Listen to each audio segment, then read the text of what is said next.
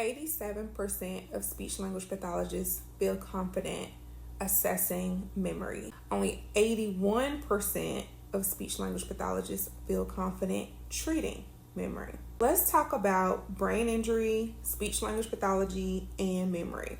Now, one of my favorite articles on this topic, I'm going to link it right here, is this one, and that's where these stats come from.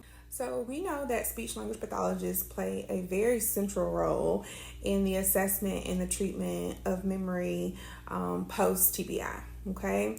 But here's the kicker.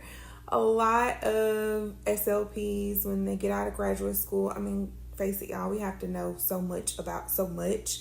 That's just cognitive communications, and it's just not an area that a lot of SLPs feel super confident in. But people are having brain injuries. People are needing our services. So how best can we meet their needs?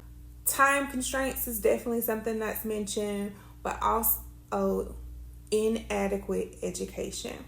And there's other articles about this topic as well, about just not being fully prepared.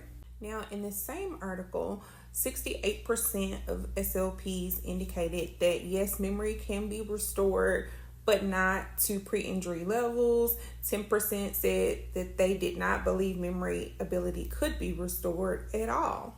There's clearly a gap in the research and in clinical practice, and part of that is our responsibility to definitely take CEUs on the topic, to definitely tap into resources, collaborate with other SLPs on what might be out there. So one of the reasons that I created this whole social media page is to share insights, share ideas, build an actual community. And I'm trying to do my part the best way I can in this area, so much so that I've even released resources that I've developed and I use with my patients.